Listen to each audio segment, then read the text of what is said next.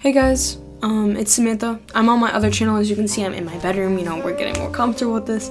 This used to be for VODs and stuff, but I'm gonna try and change it to be more genuine with you because I wanna make a community like that where I can be genuine. Today's video topic is about focusing on yourself, and I've been really struggling with this personally. I wanna focus more on myself because I deserve that.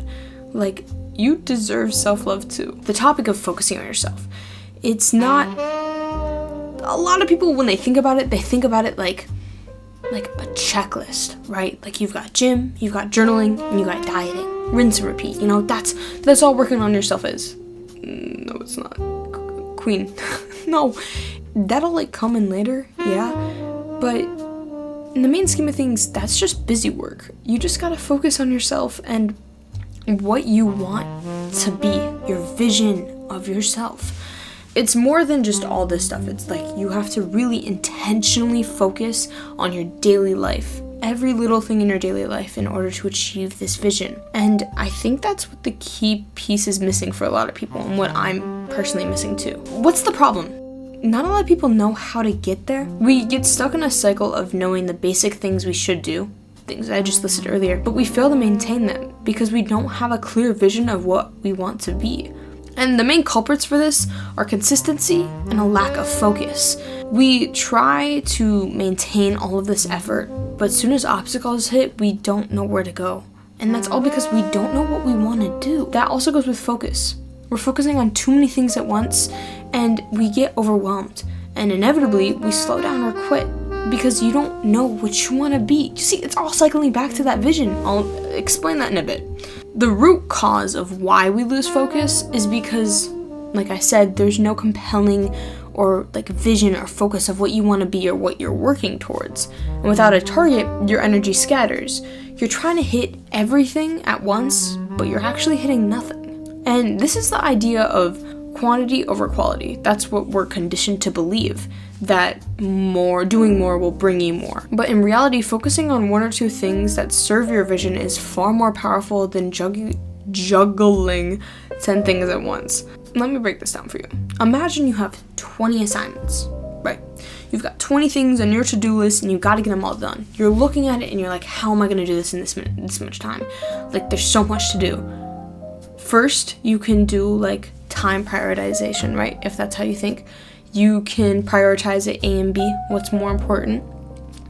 And as soon as you do that, A, B, C, D, you got your priority list.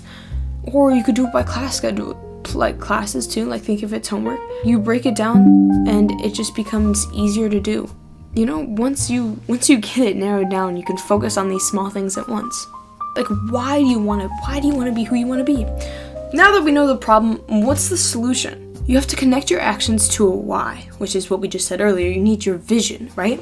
If you don't know why you're going to the gym, why you're eating better, why you're journaling, then it feels like pointless suffering without a purpose. You have no belief or a passion. You're doing it because someone told you to.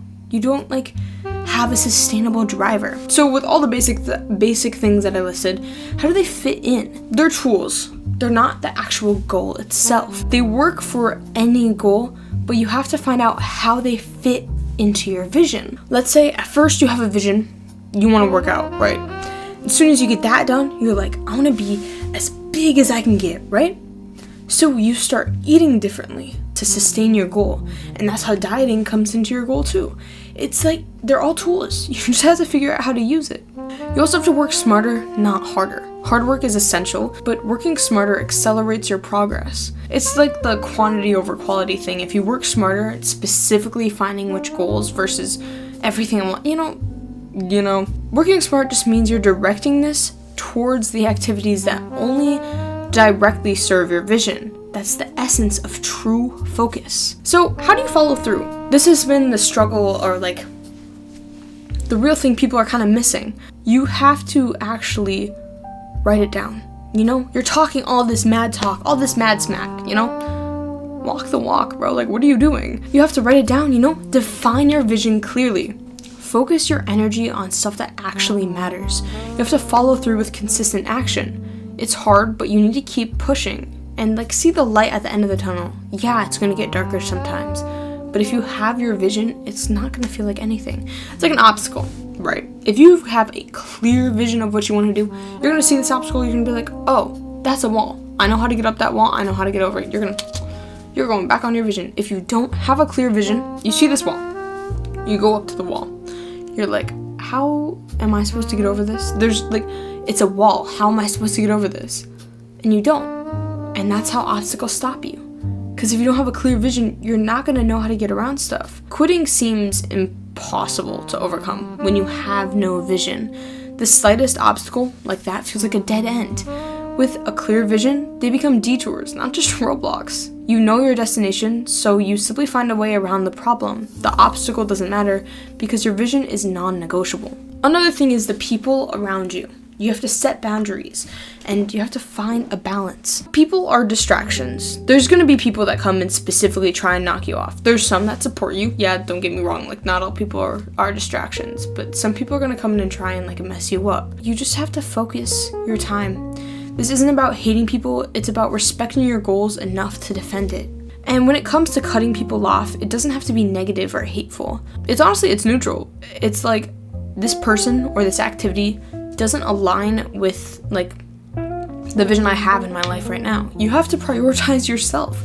And that's something I struggle with. And focusing on yourself doesn't mean isolating yourself. It means being selective so you can show up as your best self for the people who do matter. So these activities and these bad influences, cutting them off is going to help you in the long run. But there's boundaries. Boundaries are important for every relationship, every friendship, and you gotta if someone keeps pushing on those, get them out. You have those boundaries for a reason, so don't change them because just because of someone. Keep them, they're your boundaries. You have to trust yourself. Don't listen to everyone's opinion and abandon your path because of it. You have to practice this self-trust. This is let's say I'm a businessman. I want to be the most successful business ever in the world, right? So I'm working on this business, and I start hearing chatter in my left shoulder, right? All these other people talking about, you gotta go to the gym to be successful. Okay, so I start waking up at 5 a.m. and going to the gym because that's what I'm hearing. But that's not helping my vision. I don't want to go in the gym in the first place, so I'm gonna get drained really quickly because it's not setting into my business, my dream. And then everything's gonna just feel like it's draining again. You have to listen to yourself and what your path is.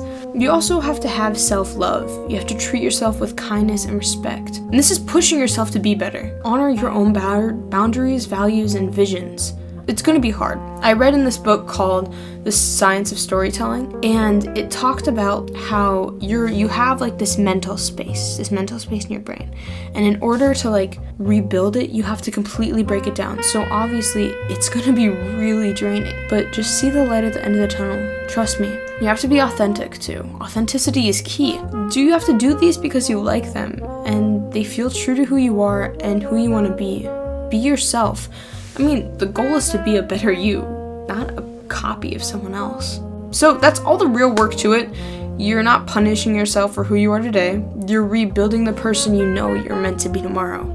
It'll be slow and hard, but every small choice you make that aligns with your vision, every focus over a distraction, self-respect over convenience, is the foundation of a life you're actually excited to live. You don't have to have it all figured out right now. It's okay to slow down. You just need to start and answer one question. And it's a really hard question, but you gotta just try and see, who do you want to be?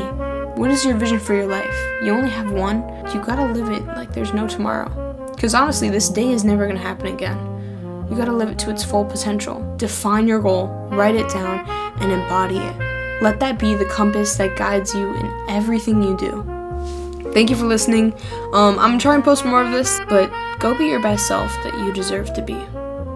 Thanks.